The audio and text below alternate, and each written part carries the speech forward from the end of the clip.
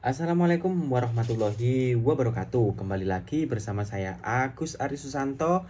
Pada kesempatan kali ini saya akan membahas mengenai brand equity di tengah gelombang disrupsi digital.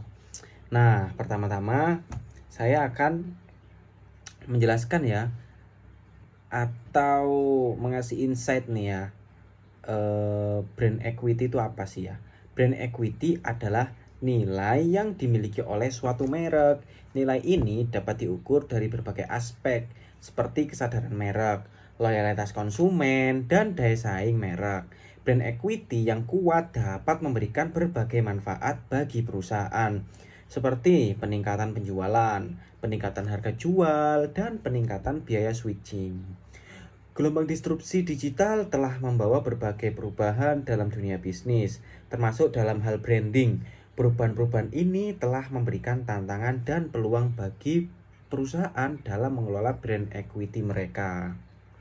Salah satu tantangan yang dihadapi oleh perusahaan adalah meningkatnya persaingan. Di era digital, konsumen itu memiliki akses yang lebih luas terhadap informasi dan pilihan produk. Hal ini membuat konsumen menjadi lebih selektif dalam memilih produk atau jasa.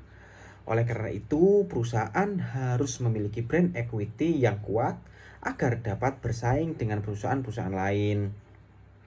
Tantangan lain yang dihadapi oleh perusahaan adalah meningkatnya tuntutan konsumen. Konsumen di era digital memiliki ekspektasi yang tinggi terhadap kualitas produk dan jasa, serta pengalaman pelanggan. Oleh karena itu, perusahaan harus dapat memenuhi tuntutan konsumen agar dapat menjaga brand equity mereka. Lanjut ya, faktor-faktor apa saja yang mempengaruhi brand equity? Jadi, brand equity itu dipengaruhi oleh berbagai macam faktor ya. Ada faktor internal dan faktor eksternal. Faktor internalnya sendiri itu yang pertama ada kualitas produk dan jasa. Lalu ada brand image. Lalu ada brand awareness, lalu brand loyalty ya. Terus yang keempat itu asosiasi merek. Jadi ini adalah faktor internal. Lalu kemudian di faktor eksternal itu ada persaingan, lalu ada perubahan lingkungan, persepsi konsumen. Jadi persepsi konsumen ini apa sih? Persepsi konsumen terhadap merek dapat dipengaruhi oleh berbagai faktor, seperti faktor emosional, sosial, dan budaya. Oleh karena itu, perusahaan harus dapat memahami persepsi konsumen terhadap merek mereka agar dapat mengelola brand equity dengan baik. Lanjut, tantangan brand equity di era digital. Di era digital sendiri membawa perubahan yang sangat drastis yang turut mempengaruhi brand equity. Sementara sebelumnya, merek dibangun melalui media konvensional dan membangun kepercayaan secara bertahap. Di era digital, tantangan membangun dan mempertahankan brand equity semakin kompleks.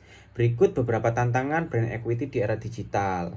Ada perubahan konsumen. Perubahan konsumen ini memiliki akses ke beragam informasi dan opsi, menuntut merek untuk beradaptasi dengan cepat. Contoh nih ya, kalau misalkan kita mau belanja di Shopee. Di Shopee ini sejak era digitalisasi banyak pedagang-pedagang yang notabene sebelumnya hanya berjualan secara offline itu mulai beralih ke penjualan digital. Artinya, harga-harga yang sebelumnya itu hanya diketahui kepada antara pembeli dan penjual, saat ini pembeli sendiri itu ketika memilih suatu barang di marketplace gitu misalnya ya, itu mereka sudah langsung tersearch mulai dari yang tertinggi hingga terendah itu ada semua. Jadi sudah terbuka informasinya. Terus industrialisasi digital apa sih? Transformasi digital memungkinkan lahirnya pesaing baru dan mengubah cara konsumen berinteraksi dengan merek. Terus ada peningkatan kompetisi, sini sudah pasti ya. Jadi dengan mudahnya akses digital dan akses digital saat ini itu akan mempermudah orang-orang untuk berkompetisi. Banyak lahir perusahaan-perusahaan baru yang masuk ke dunia digital. Jadi, artinya persaingan akan semakin ketat. Oleh karena itu, inovasi adalah salah satu cara yang paling baik. Strategi membangun brand equity di tengah disrupsi digital. Era digital telah membawa perubahan yang signifikan dalam cara konsumen berinteraksi dengan merek. Konsumen kini memiliki akses yang lebih luas terhadap informasi dan pilihan, sehingga mereka menjadi lebih selektif dalam memilih merek yang mereka percayai. Oleh karena itu, perusahaan perlu membangun brand equity yang kuat untuk dapat bersaing di era digital. Nah, fokus pada kualitas produk dan jasa ya. Kualitas produk dan jasa adalah faktor utama yang dapat menentukan brand equity suatu merek. Konsumen akan lebih cenderung untuk membeli produk dan jasa dari merek yang memiliki reputasi baik dalam hal kualitas. Oleh karena itu, perusahaan harus selalu mengutamakan kualitas produk dan jasa mereka. Pembangunan kepemimpinan pemikiran. Menjadi pemimpin pemikiran di industri dapat membantu merek bertahan di tengah persaingan sengit. Yang ketiga ada inovasi berkelanjutan. Jadi, perusahaan itu harus beradaptasi dengan perubahan. Era digital ini terus berkembang loh, sehingga perusahaan perlu beradaptasi dengan perubahan ini agar dapat mampu menjaga brand equity mereka.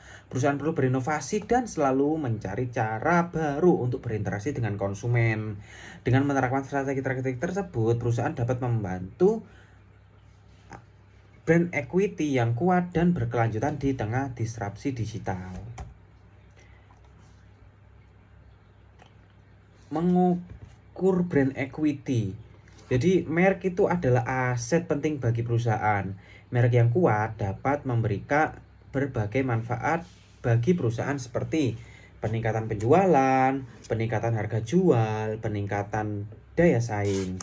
Oleh karena itu, penting bagi perusahaan untuk mengukur brand equity mereka. Pengukuran brand equity ini bisa dilakukan dengan analisis kualitatif maupun kuantitatif. Secara umum, metode yang digunakan itu ada beberapa.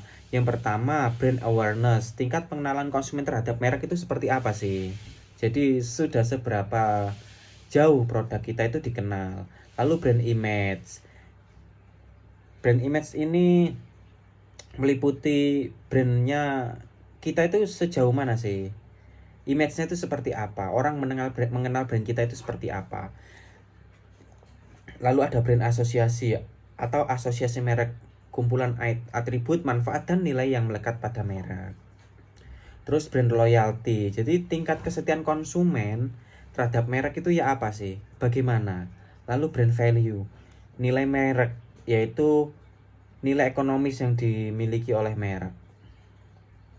Seperti itu ya. Nah, contoh ya, studi kasus brand yang berhasil mempertahankan brand equity di era digital. Coca-Cola ya. Coca-Cola adalah salah satu merek paling terkenal di dunia. Merek ini telah ada selama lebih dari 130 tahun dan telah menjadi bagian dari budaya populer di seluruh dunia. Coca-Cola telah berhasil mempertahankan brand equity-nya di era digital dengan menerapkan berbagai strategi. Yang pertama, dia itu fokus pada penjualan. Fokus pada kualitas produk. Coca-Cola selalu mengutamakan kualitas produknya. Merek ini menggunakan bahan-bahan berkualitas tinggi dan memiliki proses produksi yang ketat. Hal ini telah membantu Coca-Cola untuk membangun reputasi sebagai merek yang dapat diandalkan dan berkualitas. Lalu dia itu membangun hubungan yang kuat dengan konsumen.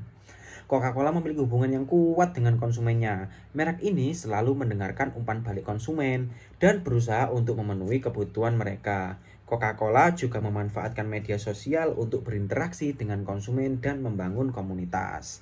Manfaat teknologi secara optimal. Jadi Coca-Cola ini memanfaatkan teknologi secara optimal untuk membangun brand awareness mereka dengan konsumen. Merek ini menggunakan media sosial, iklan digital, dan teknologi augmented reality untuk menjangkau konsumen di berbagai platform. Lalu bersikap autentik dan transparan. Coca-Cola bersikap autentik dan transparan dalam segala hal. Merek ini selalu jujur dan terbuka kepada konsumennya. Coca-Cola juga berkomitmen untuk bertanggung jawab secara sosial dan lingkungan. Beradaptasi dengan perubahan. Coca-Cola terus beradaptasi dengan perubahan. Merek ini selalu berinovasi dan mencari cara baru untuk berinteraksi dengan konsumen. Coca-Cola juga selalu mengikuti tren terbaru untuk tetap relevan dengan konsumennya. Strategi-strategi tersebut telah membantu Coca-Cola untuk mempertahankan brand equity-nya di era digital. Merek ini tetap menjadi salah satu merek paling populer di dunia dan terus tumbuh dan berkembang. Apple. Contoh kedua, Apple senantiasa mengutamakan pengalaman pengguna dalam setiap produk dan layanannya. Ini hampir ya. Kedua merek tersebut itu sama-sama fokusnya itu pada inovasi, pada pelayanan, dan tetap fokus pada produk mereka. Gitu ya. Kesimpulannya apa? Adaptasi itu penting. Adaptasi dan keberanian untuk berubah adalah kunci mempertahankan brand equity di era digital. Inovasi berkelanjutan. Inovasi terus-menerus akan memungkinkan merek beradaptasi dengan cepat terhadap pertumbuhan pasar. Pengukuran terus-menerus, mengukur dan menganalisis brand equity secara terus-menerus diperlukan untuk memahami perubahan pasar. Oke, demikian yang bisa saya sampaikan ya. Kurang lebihnya saya mohon maaf dan terima kasih atas waktunya.